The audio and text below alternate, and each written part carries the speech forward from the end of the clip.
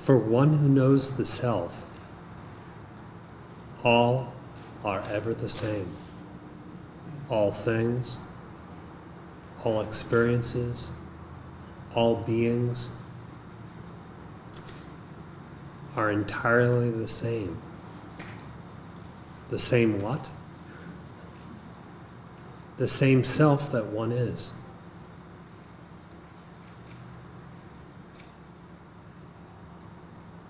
If we assume ourselves to be differentiated individuals, endowed with particular characteristics such as that of the body, then this sameness, this invariable quality, this state of no differentiation, seems elusive or a mystery.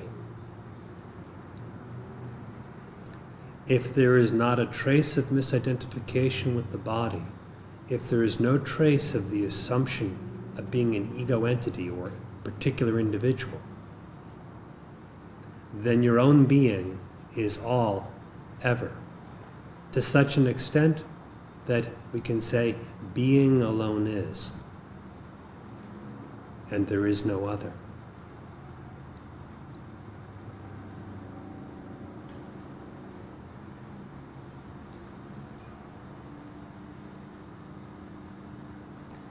If you know where bliss lies, if you know the source of happiness, all things and all experiences will be seen as the same to you. You will neither crave some nor fear others.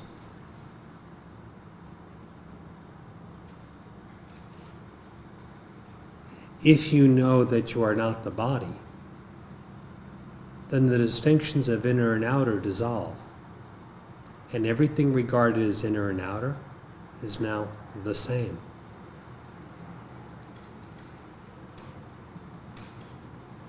If you liberate yourself from any misidentification with thought, then the very idea of difference has vanished.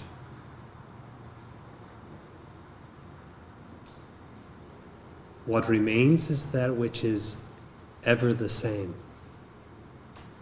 Being ever the same is the sign of reality. That is invariable, without birth or death, without creation or destruction, without beginning or end.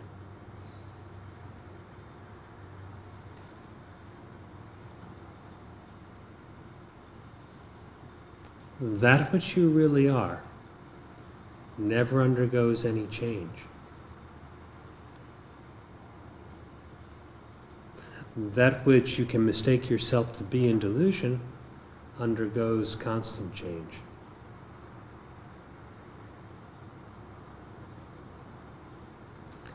If we confound the changeless with the changeful, what is the self and what is not the self, we mix the two together, then it will appear that everything is differentiated. You from the absolute, the universe of experience from you, the experiences from each other, and based on body misidentification, there will seem to be a plurality of beings, all of whom are also different, with their own different experiences.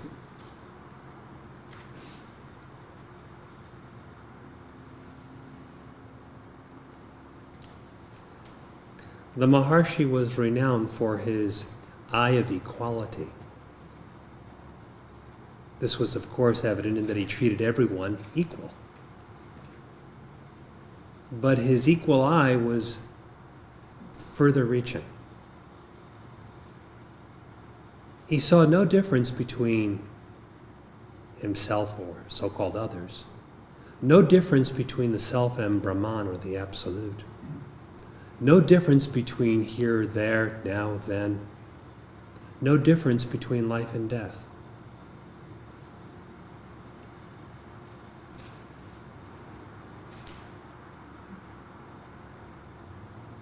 If you want to see that state of no difference, which is the state that's replete with peace that is invariable, a happiness that never fails, then you must get beyond the outlook of difference. And the outlook of difference is determined entirely by your own apparently differentiated identity. According to the view of your identity, so will be this aspect, the objective aspect of your experience. If you are a subject, there is an object. If you are a body, then there is a world. If you are a thinker, there are thoughts, a perceiver, perceptions, conceiver, conceptions, and so forth and so on.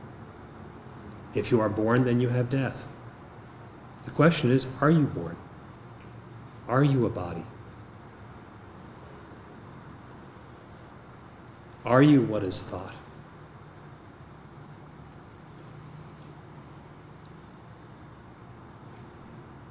Everyone has the ever same sense of existence. Your thoughts change, your body changes, the experiences change. Still you are you. What is this you?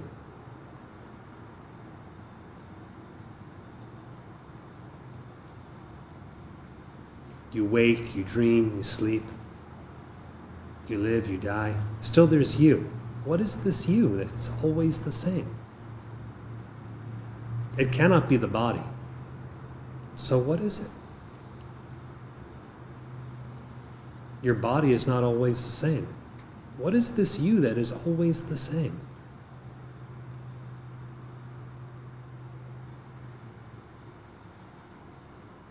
If you realize this you that is always the same, everything will be seen to be the very same thing.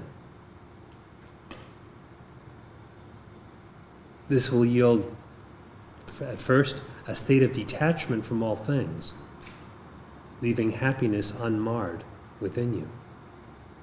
Further, it reveals everything to be only of the nature of consciousness, leaving you transcendent of the ideas of inner and outer.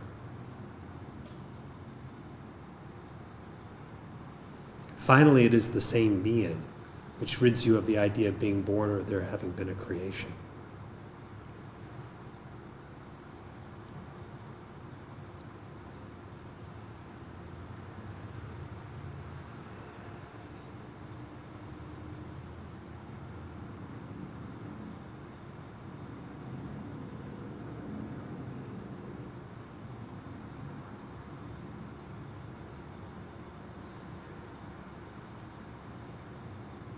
You are always the same. What is this same thing? Inquire within yourself and cease to misidentify with whatever is not always the same.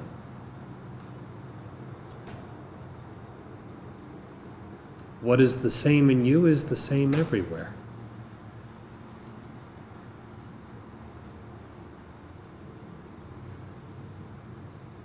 Penetrate by deep inquiry into that which is always the same in you.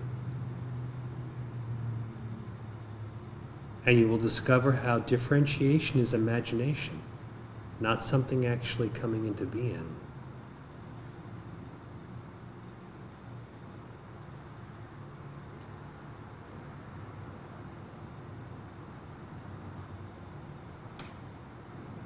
Trace your way inward to know yourself.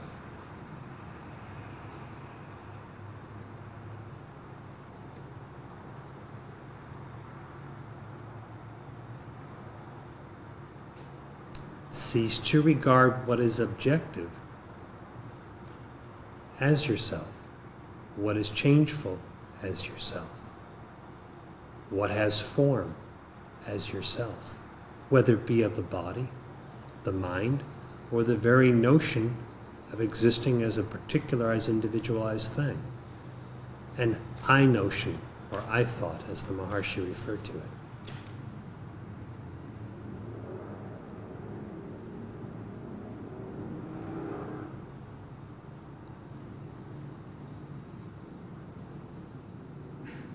If you inquire along these lines and come to the deep knowledge of yourself, everything is the same always. So peace is then indestructible, and bliss does not diminish.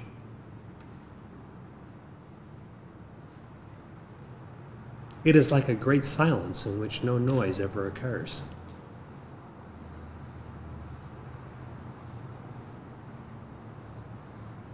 It is vast, space-like in its formlessness, timeless, unformed.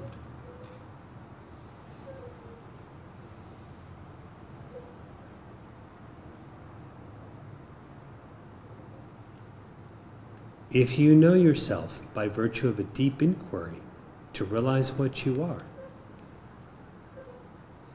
everything is the same. Not in the sense of monotony, but everything is the same, just the same as you. Not as if there are equal parts of you, but everything is literally one and the same thing, just one homogeneous existence. The question is, how does that homogeneous existence ever get formed into any kind of experience? If originally it is unborn, unformed, how does it get formed into something? How will it change its nature if it's always the same?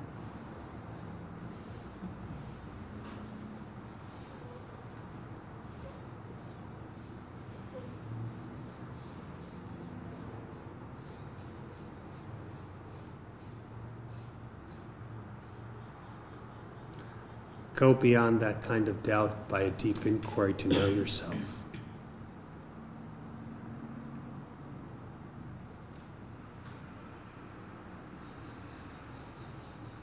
Truth is ever the same. I've said enough just to start the Satsang. If you have a question or you want to relate your own experience at any point, feel free to do so.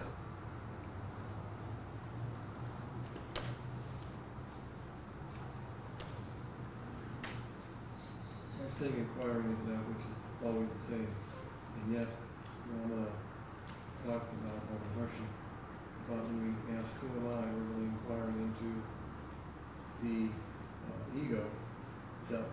So we had talked in the truth about discrimination. So we remove the veil of ignorance. What remains is what is true. I would like to ask a question about particular line of questioning or in the actual sadhana or practice. Let's say a thought comes up for me about a worry about situation X. So I become conscious of that. So I ask myself, who is worried about situation X? I am. Then the discrimination part. I am not this mind, this bundle of thoughts that is concerned or worried about situation X. Who am I? Is that an appropriate line of thought or questioning pertaining in the sadhana itself? Does it eliminate the confusion for good? Yes. If it eliminates the confusion for good, your experience is the answer. If at any point you find it does not eliminate the confusion for good, the same inquiry should be taken up, be extra certain about its thoroughness. In other words, if you disidentify from the mind that thinks, and therefore you are not concerned with the objective portion of those thoughts, all is well and fine. If you say to yourself, I am disidentified from the mind, but the mind continues to worry about situation X, you'll want to dive into what those particular ideas are. You'll want to examine them closely and see what misidentifications are the root of those ideas forming the anxiety. And then when you identify those misidentifications, to say, I am not that, this is not true, and who am I? You should inquire to know just that which you expressed. That which he just expressed. Do not bring those thoughts in as an affirmation, because you won't get self-realization that way. You'll remain at the level of thought. In other words, do not think, I am not the body. Know that you're not the body. Do not just think, I am not these thoughts, which is kind of humorous in itself.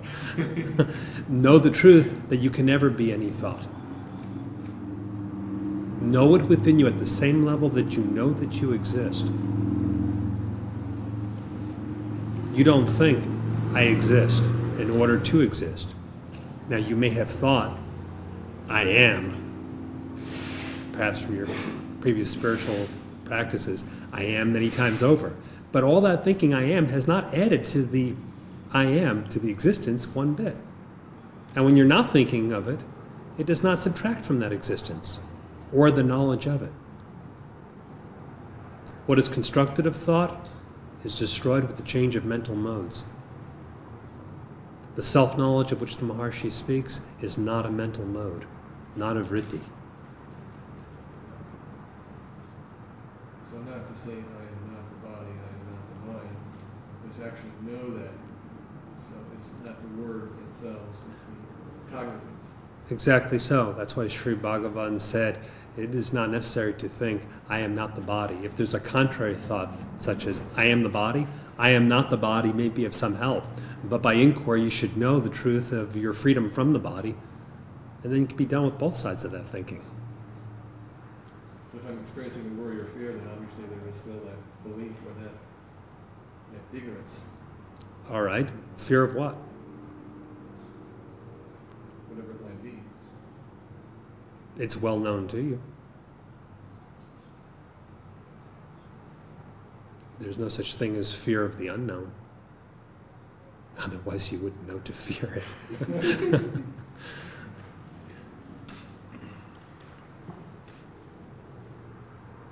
Whatever it is that is apparently known, that you then give rise to fear in your mind, you should inquire into that. In other words, when I say inquire into that, you should examine that in the course of inquiry to know your real nature. If there's duality, there is fear. That's what the Upanishad says. Where there's no duality, there is no fear. No duality is the real state of yourself. Duality arises from first the notion of I, and then whatever misidentification is appended to that I. So if there's anxiety or fear, there is something to examine and to abandon in the light of the inquiry to know yourself.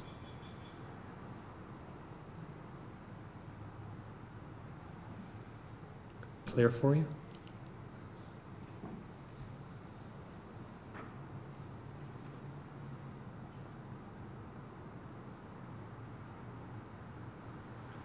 Since the retreat, I've been inquiring into myself, and it feels like the instruction and the guidance that I heard and received really put me in an inward turned and very clear direction. I've been experiencing a lot more peace and joy and clarity, and thank you for that.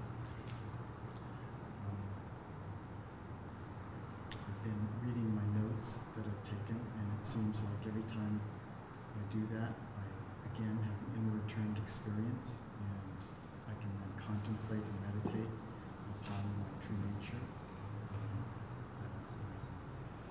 that bodiless being, or I'm the light that illumines the senses of thought. And it seems like that really, it lifts me beyond conceptual misidentifications into a much happier place.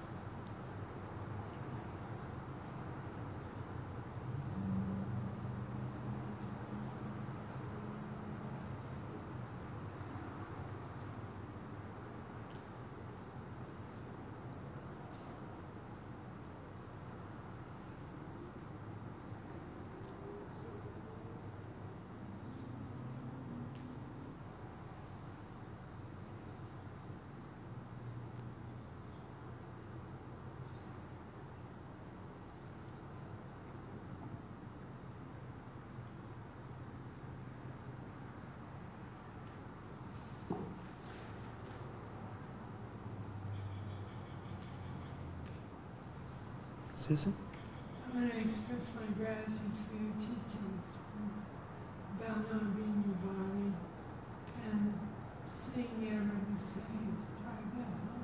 That's really important. And like coming back here was very good for me. It's perfect. And there everything you say is kind of, everything I say is thoughts, illusion.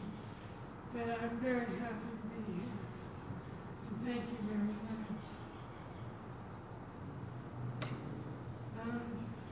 More than you have, you see me the same, like you see me the way I was before. Everything you have faith in me that I can do it. And I really appreciate it. And it's turned out real good. So thank you. Yes, you are the same now. Before you were born, growing up, when the body matured, before the body became ill, after the disease struck, now and forever. Another thing, I wanted to get healed and everything. Now I don't care. I want to get to the place where life and death is the same. Freedom. The body can take care of the body's healing. The body's involved in the efforts for it. But everyone is struck with the terminal disease. Yeah, this is really a bit. The Maharshi said the body itself is a terminal disease. Everybody faces that. So what is to be done in a spiritual sense is to find that which has no birth, which consequently also has no death. That which rises, falls. If it appears, it disappears. Something does not appear or disappear, does not rise or set. That something alone, identify with that. Yes, that's where we're going to go. There's your bliss, there's your liberation. Thank you.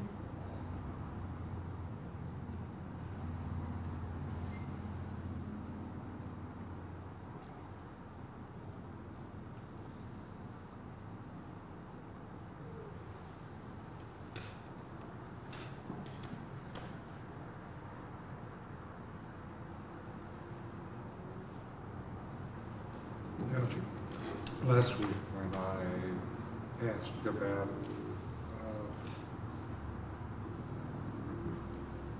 ways to approach the ongoing body identification, you told me to look to the substrate instead of those things that occupy the substrate. I've been doing that more in my meditation, and more often there is this deeper sense that here is this existence, and again, within this consciousness, there is this body.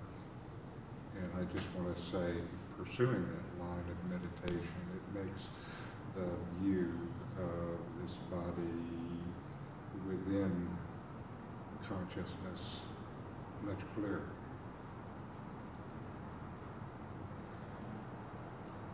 From one point of view, the consciousness seems as if it's in the body. A small thing. Where it is, nobody knows.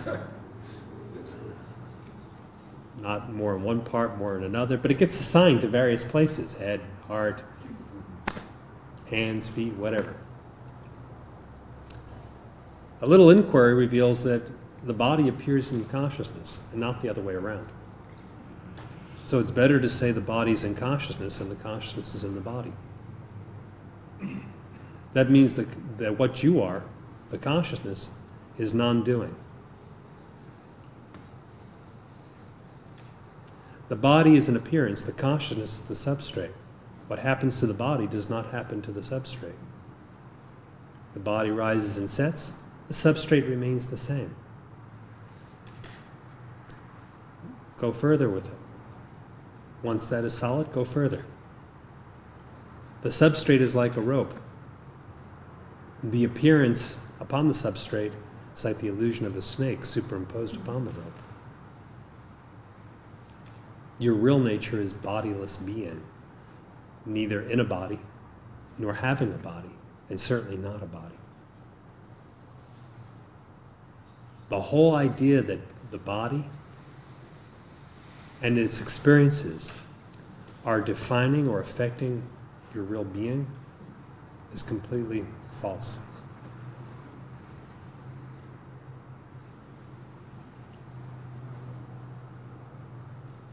where's the connection between you and the body?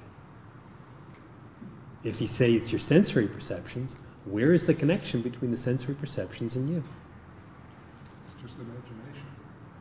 The ever same reality that you are keeps lending the stamp of reality to all of this without diminishing at all.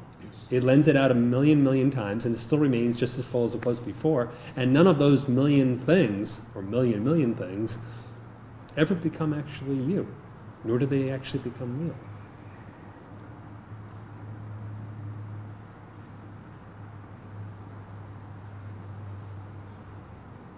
Simply put, treat the body as the body, not as I.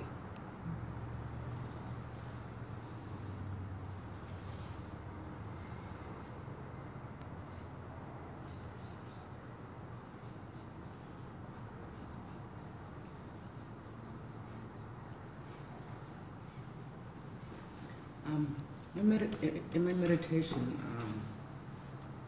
I've been working on letting go of my ideas about being an individual. And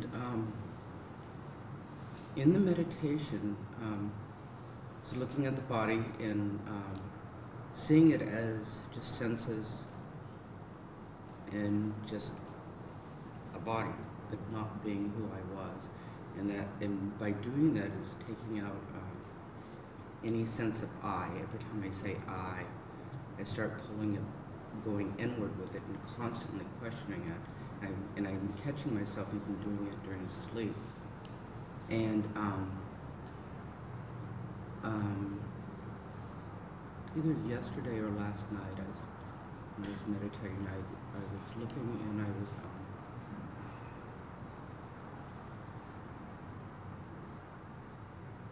was looking at myself as consciousness, awareness, consciousness, and I was looking at the world and all people that I consider to be individuals, and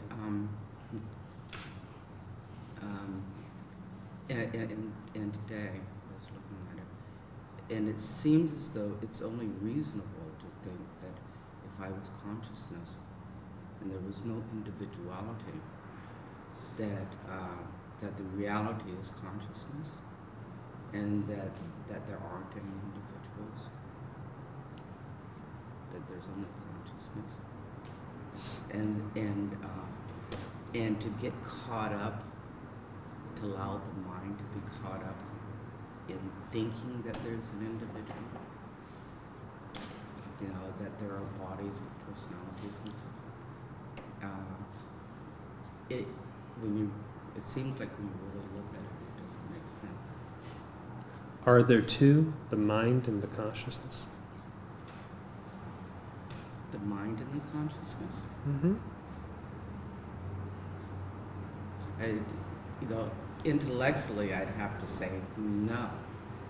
That there are thoughts, but it's in the meditation, it's definitely beyond the thoughts. By intellectual, you mean it's not your experience? But the mind and the consciousness. What you just said. Yeah. Oh, I can't say that. No, I couldn't say that. Because definitely there are deep experiences of just being consciousness. Okay. So what do you mean by intellectual understanding? Gee.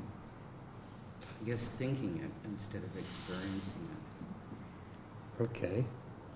Do you think about consciousness or do you experience it? Oh no, I experience it. When it's always there. It's always been there. Even without you thinking about it? Yeah, of course. Even if you can't think about it, such as in deep dreamless sleep? I haven't gone there. I didn't sleep very much last night. At least that's the idea that I have, is that I didn't sleep. Okay. But you have slept at other points in life. Oh yeah. Did the consciousness cease? Mm, When your thinking ceased? well, it couldn't. I wasn't aware of anything, but it couldn't cease. Mhm. The hardest thing that's coming up, though, that it seems like, is that detachment, total detachment from the body. And this morning was a big fear of death. And What dies? the body dies. Well, Or- actually, nothing dies because you have to really look to see. You know, it depends on where you're taking your stand. Okay, it If depends on where you take your outside, stand. If you take it in the body, well then yeah, then the fear is there. If you take it, if you just stay with the consciousness, then there's no fear. All right, then the question is, if you misidentify with the body, then you say there's fear of death. Right. If you don't so misidentify with the body, but identify with the consciousness, that fear is no more. Right. Who is it that shuttles back and forth? Oh, it's just the idea. It's just the I thought. It's just a thought. The thought shuttles back and forth? Is it a conscious entity of its own? No, it actually is like a pseudo-entity. It doesn't. Okay, really so which one are exist. you? The consciousness. Know that for certain. I'm watching it very closely. Okay. Know that for certain. If it seems there's consciousness, and there's a you that can take up your stand there Oh, and go out of it, Okay. who can be aware or not aware of, and so forth and so on. Mhm. Examine that I.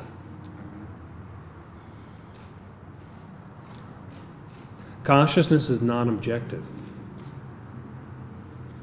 Correct. You are non-individualized. Examine the individual you seem to be to realize your existence as pure non-objective consciousness. That's why, as alluded to earlier, when you inquire, you penetrate into that existence which seems as if endowed with individuality or an ego. When you penetrate into the ego, only the real self is found. Look into the I that seems to shuttle back and forth. If you do so, you'll find that which has only one state and no other state. Okay. The natural state. The state that's innate, sahaja. Mhm. Okay. Clear? Mm-hmm. It's clear.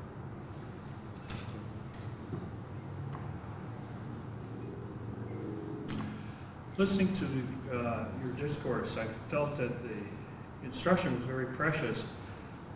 And as I always sometimes do, I was trying to tie it to kind of ordinary experience by way of analogy. I asked your comment on that because it gave me an antidote against the mind immediately putting up, well, this is very abstract or paradoxical or difficult to understand.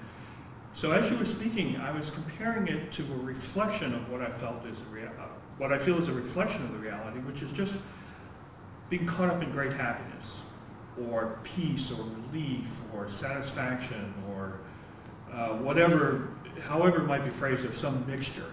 And in that experience, there is no like looking at the watch and saying, oh, I wonder when this is going to be over, or a feeling, oh, the previous decades of my life story are very relevant here, or the projected life story from this point is very relevant. So there's a timelessness naturally in it. There's no focus on, well, it's important that I'm this person named such and such, or that there are these others. But at the same time, the body may actually go and get involved in activities, and communications can be made, and mental activity can occur. But that same almost one tone of a sea of good feeling can be so overwhelming that it doesn't have in it a concern with time, with details. And there's nothing paradoxical at all in it. There's nothing abstract. It's very tangible. Mm-hmm. And seeing that as a reflection of the bliss of reality seemed to help me recall what you were saying, if nothing else. Yes, you're right. Now, what is exactly is abstract about your own existence? No, there's nothing This is the abstract funny about thing that. about it. If we talk about other things, Yeah. however remote they might be, from the subatomic to the cosmic, Most are willing to say this is very concrete. When it comes to knowledge of their own self, their own existence, the very basis of all, which actually is their only experience of which they can have any certitude, that they say, oh, that's very abstract. What's with them sporadically, or really in truth, not with them at all, they say this is concrete. That which alone is existing with them all the time, again, the only thing of which they can be sure, that is called abstract. Isn't that strange? It is, and you know that feeling of happiness, a teaching that I've always felt, and I hope I have it, I'm going to repeat it somewhat, faithfully, is that even if you were to say, I'm not in that feeling right now, it's so obviously ever known to you in that the distance you are from it is apparent. So it's like it's like your natural background that you may feel you're not in. But the fact that the fact that you don't feel you're not in it is only because you're so aware of it. Does anyone feel they don't exist? Does anyone cease to be consciousness?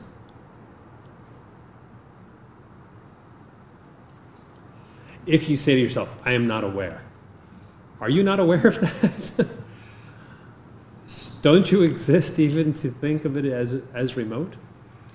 As for happiness or bliss, when you are apparently out of it, isn't there immediately the desire to be in it? Right. It's An really there as a intuition of goal. your real state, isn't it?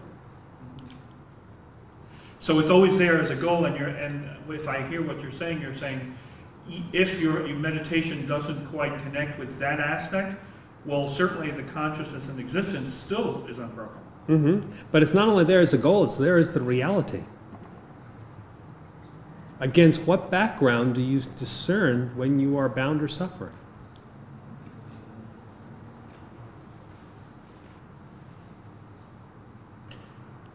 So in light of your discourse, However, the inquiry is better along lines of being in consciousness, since for most there's the tendency to conceive of bliss as an experience, and self-realization is not an event or an experience that comes to you, because what comes goes. Rather, self-realization, which is consisting of self-knowledge, is not an event. It is where being is itself the knowing. Hence, the inquiry is made as to who am I, and the inquiry regarding bliss usually leads on to an inquiry regarding the nature of being or the nature of consciousness. Okay. I was just going to say I can see that, and I've heard that instruction, and I want to, fully take it in.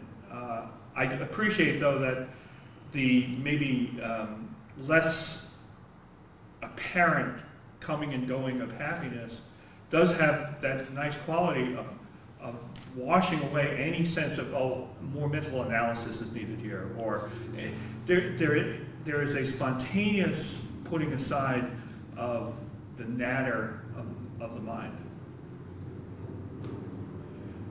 But to deliberately do it with meditation, it would seem, if I'm hearing it right, would have a more permanent result.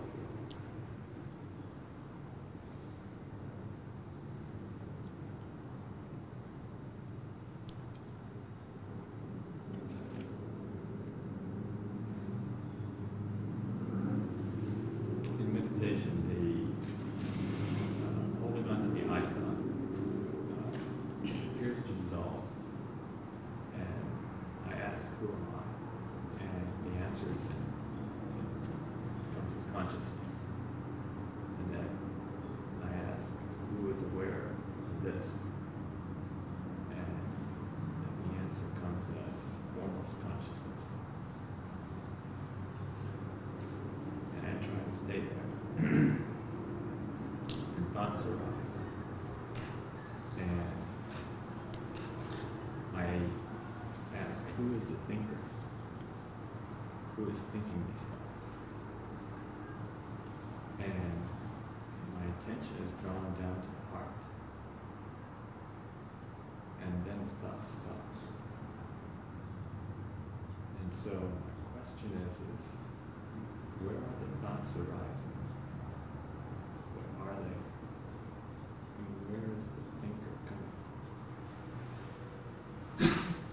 It'd be best if you put that question to yourself. Where they dissolve, so they are said to arise. Do they rise? When you try to hold to the self, who is it that tries to hold? When the thoughts arise, for whom are they rising? When there's the experience of descending into the heart, who has that experience?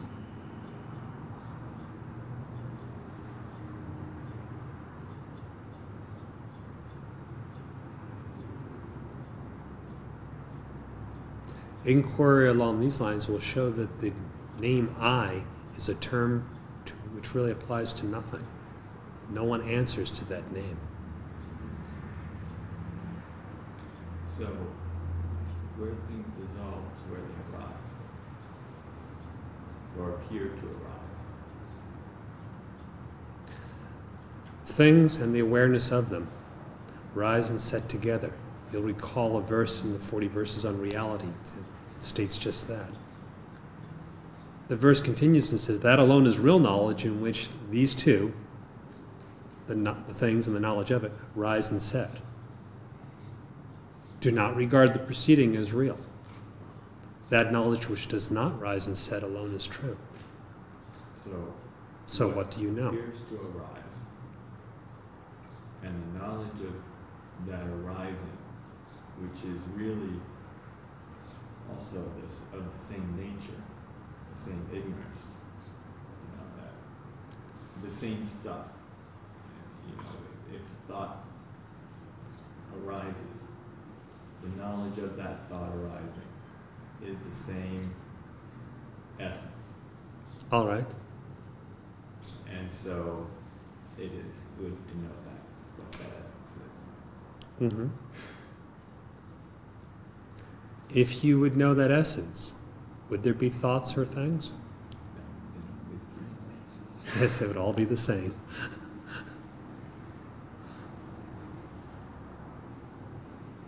Further clarity, I would have said before, instead of affirming I am the body, it would then be more appropriate to ask, am I this body? Is this body real? Rather than saying I am not the body. If you inquire, am I the body? Your own bodiless being will be the answer. Not those words, not the thought of that, but your own existence will be the answer. The inquirer, the nature of the inquirer, is the answer to the inquiry. No verbal or conceptual answer need be supplied. If we want to resolve what is real, find out who am I.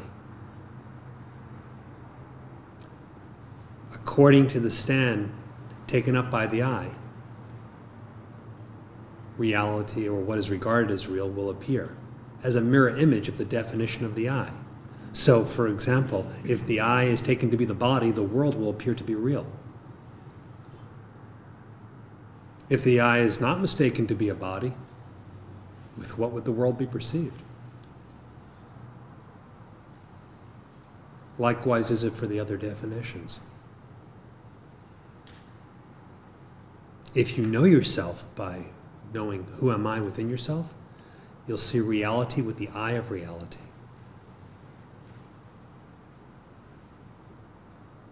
That's pure existence that has no name or form.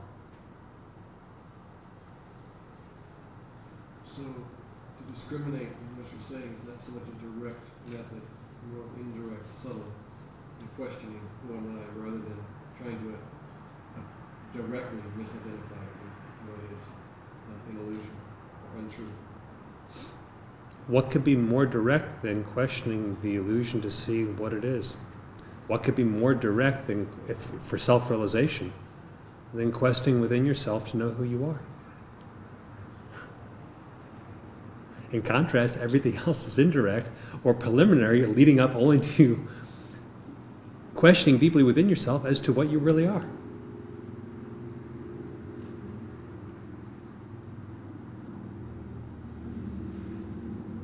It is similar to what we were speaking about a few moments ago, what's real and what's abstract and what's concrete. What is direct and indirect? What could be more direct than knowing yourself, since there are not two involved? Everything else requires some other instrument of knowing. Everything else involves some removal. Multi-steps. Non-objective knowledge of yourself. Where there's non-duality, how could there be anything more direct?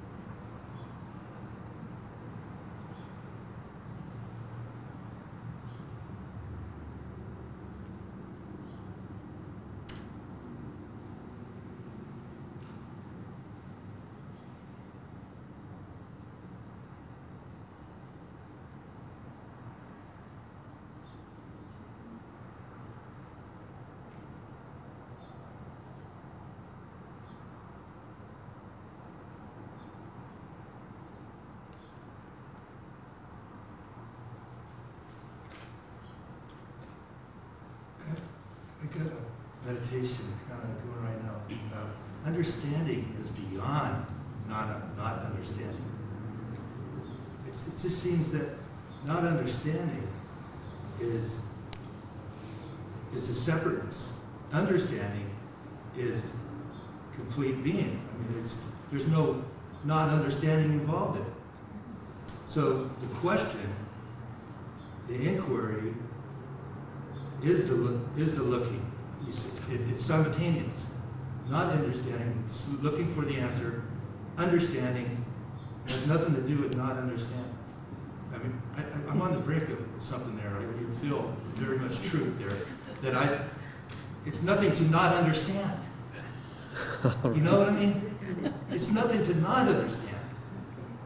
It's nothing that, you know, that's what it is. It's nothing to not understand, you know. And so the questioning is the looking. We shared that at the retreat. It was very key, and I very much understand that now. That looking for who you are, who I am, is inquiry. Is the inquiry, and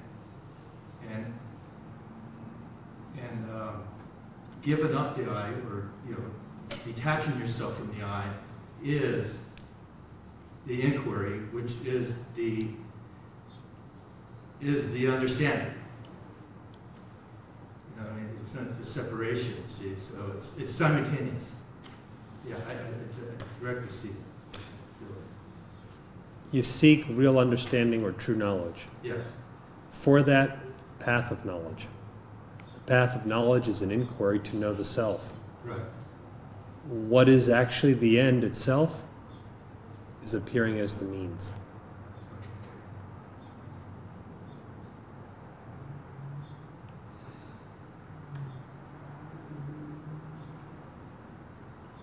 So not understanding goes away. Yes, not understanding goes away.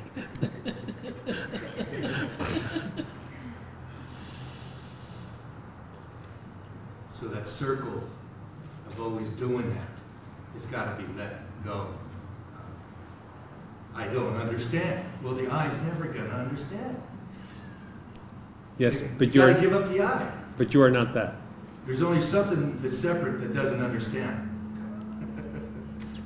And I don't want to have a conversation with that anymore, so apparently what it needs to understand, I don't know. All right. I'm sorry. That's okay. It's what I do, you know. But, it's all for the love of the bliss of the self. is an absolute. That's what the absolute is. You know, it understands. It is understanding. Yes, the It is absolute. the absolute. The absolute self is itself its own knowledge. Yes. And being absolute, it is not in relation to anything else. Yes. There's not anything else to which it could be in relation. It's not a part Yeah. of a greater experience. Rather, the absolute is the sole-existent reality. Yeah. It's that you were saying something to him, and it kind of got lost. What was the background that you were making that assumption? You were saying that, and it kind of got. There's no background to that assumption. You know what I mean? It was kind of, it was right on the key of that, and it kind of, you probably got answered in the question there, but you said that to him, and then what was the background of my assumption on that, or whether or not I'm happy, or whatever that question is. But anyway, okay. Well, that's very, it's very peaceful. You know, very peaceful. Thank you.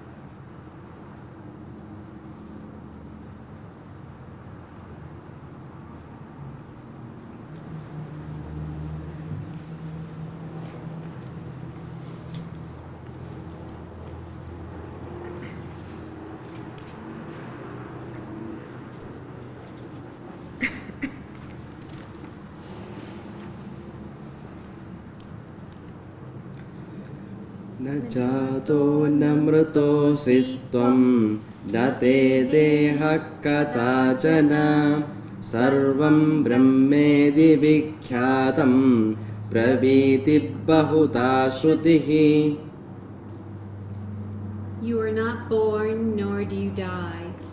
At no time do you have a body. The scriptures declare in many different ways the well-known dictum, all is Brahman. Sabhyabyantare tvam Shivas sarvatra sarvada Idastatak kadam brandaha Pradhavasi pishachavat. You are he who is exterior and interior. You are the auspicious one, existing everywhere at all times. Why are you running hither and thither, deluded, like a ghost? Samyogascha viyogascha Vartate na cha tena me Na tvam naham jagannedam Sarvamatmaiva kevalam. Union and separation exist neither to you nor to me. There is no you, no me, nor is there this universe. All is verily the Self alone. Shabdadi panchakasyasya naivasitvam na te punaha Tvaneva paramam tattvam adakyam paritapyase. You do not belong to that which is composed of the 5 objects of sense, such as sound, nor does that belong to you. You indeed are the supreme reality. Why then do you suffer? Janma mrityunna te chittam bandha mokshau shubhashubhau kadam rodishire valsa namarupam na te name. For you there is no birth or death, for there is no mind. For you there is no bondage or liberation, no good or evil. Why do you shed tears, my child? Neither you nor I have name and form. Aho chittak kadham bhrandaha pradhavasi pishachavat abhinnam pasya chatmanam ragatyagat sukhi bhava. O mind, why do you wander about deluded like a ghost? Behold the self indivisible. Be happy through renunciation of attachment. Tvameva tattvam hi vikara varjitam nishkampamekam hi vimoksha vigraham nate charago hyadava viragaha kadam hi samtapyasi kama kamataha. You verily are truth, devoid of change, motionless, one, of the nature of freedom. You have neither attachment nor aversion. Why do you suffer, seeking the objects of desire? Vadanti shrutayas sarva nirgunam shabdamavyayam ashariram samam tattvam tanmam vidhi na samshayaha. All the scriptures say that the truth is without attributes, pure, immutable, bodiless, and existing equally everywhere. Know me to be that. There is not the least doubt about it. Sakaram anrutam vidhi nirakaram nirantaram etat tattvopadeshena na punarbhava sambhavaha. Know that which has form to be false, that which is formless to be eternal. Through the instruction of this truth, there is no longer rebirth into this world. Ekameva samam tattvam vadanti hi vipaschitaha ragatyagat punaschittam ekanekam na vidyate. Sages say that reality is one only and the same, and through enunciation and attachment, the mind, which is one and many, ceases to exist. Anatmarupam cha kadam samadhihi Atmaswarupam cha kadam samadhihi Astiti nastiti kadam samadhihi Mokshaswarupam yadi sarvamekam. If it is of the nature of the not self, how can there be samadhi? If it is of the nature of the self, how can there be samadhi? If it is both, is and is not, how can there be samadhi? If all is one and of the nature of freedom, how can there be samadhi?